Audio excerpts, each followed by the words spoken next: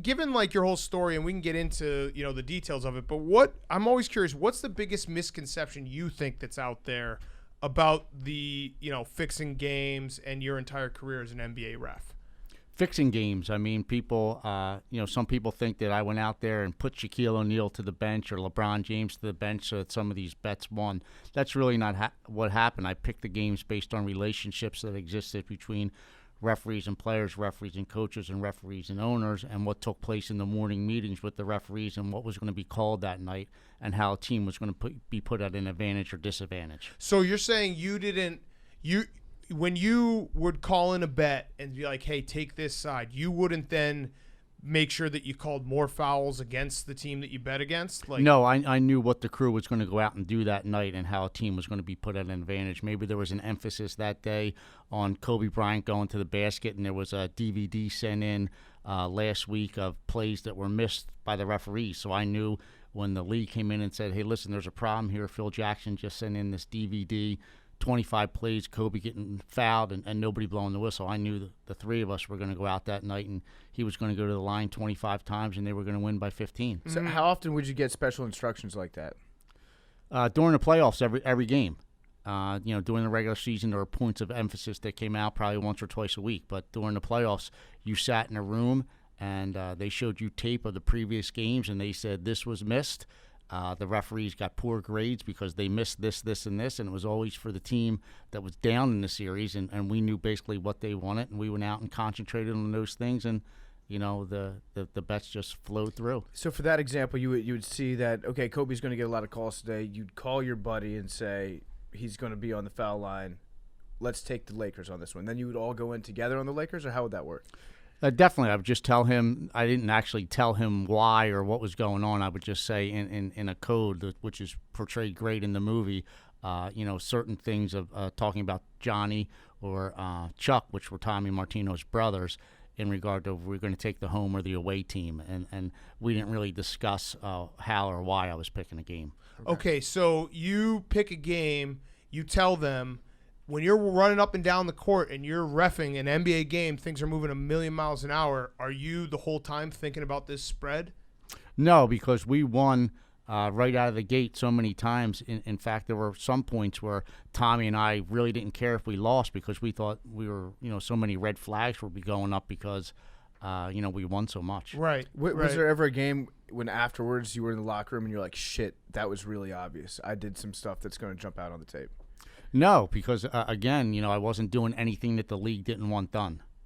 But you never, like, in a close game when the line was getting down to it at the end, you never blew your whistle one time when it was maybe, like, borderline. That would put, for me, if I were in your position, I would absolutely, even subconsciously, call more fouls, get it closer to covering the spread for myself. And you know what? That's a great word that you just use, subconsciously, because that's what the FBI, I wrote a book, and in the book, Personal Foul, I talked about all this, and that was one thing that he wanted in the book that subconsciously I could have affected, some of these games that way, because he was writing the forward for the book and said I told the truth at every turn. So that word that you just used was the word that Phil Scala, one of the FBI agents, said, could have happened subconsciously, which, is possible, but I can only tell you that I didn't go out there and send Kobe or Shaq or some of these big stars to the bench. I just did, within the rules what the NBA wanted to do, and I knew who was going to be put at an advantage or a disadvantage.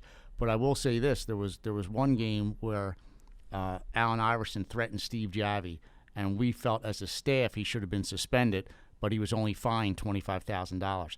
I had the next game, and the two referees and myself in the morning meeting decided that Allen Iverson, although he carries the ball all the time and it's never called, we were going to enforce that rule against him that night. And we went out in the first half, and we all each took a turn. We had a pact. We're all going to call a palming violation on him, and we did that. And I did tell, Tommy to bet against Denver that night. And Iverson came up to me during a free throw, and he said, Tim, how long is this going to go on for?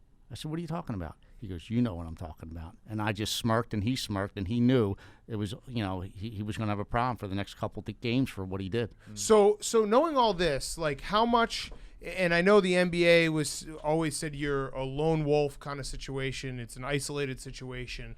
But it sounds like the way you're describing it is every night the refs are talking about how they're going to officiate the game, and every night it could be different, and every night there could be some personal vendettas. Do you think that that's true? 100%. And in fact, I don't know if you guys know the name Michael Francisi. He was a famous captain in the Colombo crime family who's now out of jail and become a preacher, has left organized crime. He's on the record as saying that 3 NBA referees in the 1990s were on his personal payroll, and none of them were named Tim Donaghy. So I wasn't the only one passing along information. Was he paying them for them? I don't know what their setup was, but I'm sure he wasn't giving them chocolate bars, Right, right. So the other thing, you've commented at times since the scandal, since you went to prison, that like you'll be like, hey, this series is going to go 7, or this series they're going to try to extend it. Is that something that you would talk about with the refs before a playoff game? Like, hey, the league needs us to go, 6 here. We need to get this game to 6, or we need to get this game to 7. Is that something that actually, because I think what happened more than anything with this scandal is that everyone got very paranoid about every game, and the NBA had a rigged feel to it. Do you think it is rigged? Definitely manipulated. When you talk about Dick Bavetta in 2002, I don't know if you remember the famous Lakers-Sacramento Game 6, right? Yep.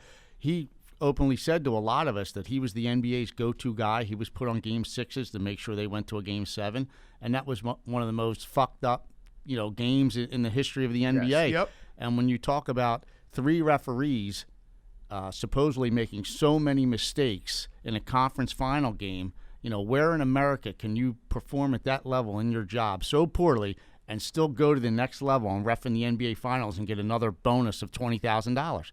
If they were so bad and the league was so upset, you think that they would have not moved to the next round, but they advanced to the next round and got paid for it. So he told you personally, or he said openly out to the public, and maybe I'm unaware of it, that he is the NBA's guy when it comes to extended series. He's admitted that?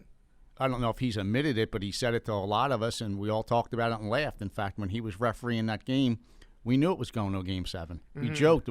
We would call each other on the phone and say, Bavetta's, watch him. Look what he's doing.